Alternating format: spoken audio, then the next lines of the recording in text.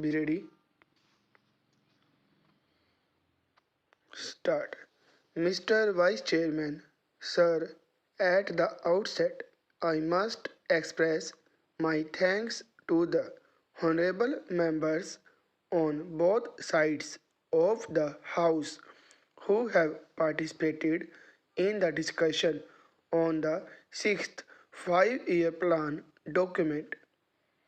Honorable members will very kindly appreciate that within the short time at my disposal, it will not be possible for me to clarify all the points which they have raised during the course of the discussion.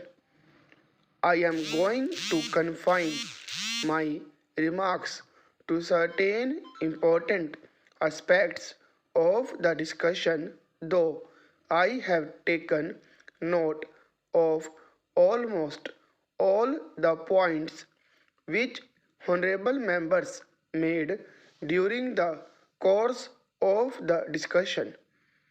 At the outset, I must also say that one of the honorable members was pleased to ask what is the purpose of having this kind of a discussion 1.5 years or almost 2 years after the plan has started.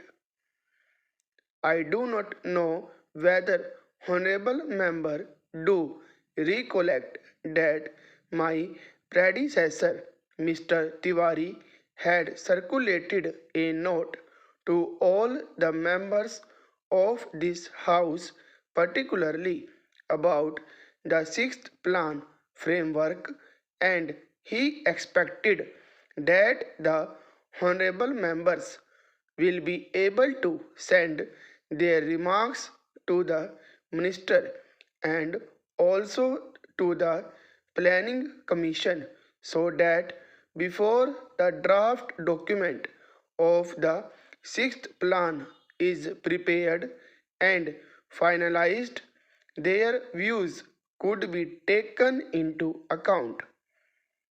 How many members sent this kind of information is a matter which I will have to inquire into, but that exercise was gone into and now the plan was finalized in February 1981 and thereafter we have taken the earliest possible opportunity to see that the plan is discussed in both the House.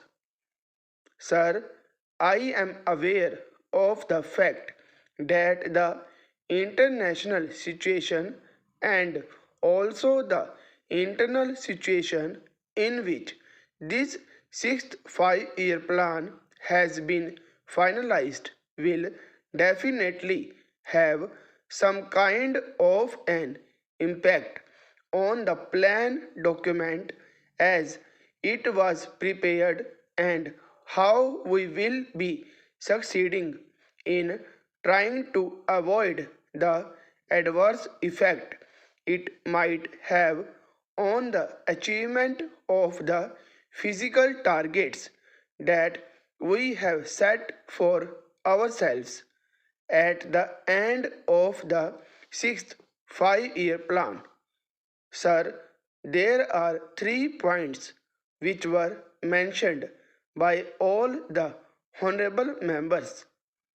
The first was that the plan was prepared with 1979 to 80 as the base year and thereafter there has been a price rise of a considerable order. Sir, the first thing which I would like to clarify is about the inflationary trend which has set in. One of the honorable members Shri Shankar Ghosh, a very experienced member of this house who had also been in the planning commission and knows the intricacies of how the things are being worked out, has been pleased to state here that the rate of inflation is very high, and added to that the balance of payments position is going to be very bad compared with the percentage that we have worked out for the sixth plan as a whole for imports. For the first year, the import bill has risen very high. Then how is this assumption going to be correct? That is the point, and a very valid point, which he raised during the course of the discussion. Sir, he also mentioned about the Honorable Finance Minister making his speech at Kanpur, wherein he seems to have made a reference that a little inflationary trend is a kind of a stimulant to the economy. Sir, the inflationary trends we cannot view in isolation. Honorable Shri Shankar Ghosh will definitely agree with us that there are two factors which will have to be taken into account. The first factor is the international situation which is now obtaining. Secondly, whether we like it or not, we have to import the oil products. If they are to be imported, can we take a serious view of the situation? That is a thing which I am sure most of the honorable members there will be able to appreciate. The second aspect is why is it that we have such a high import bill in 1980 to 81 when the plan itself commenced, and when we were talking in terms of 9% immediately in the very first year it jumped. I am sure that most of the honorable members are aware of the fact that it is on account of the kind of legacy that this government got. I would not like to dilate on that issue. But the fact of the matter is that the agricultural production had gone down.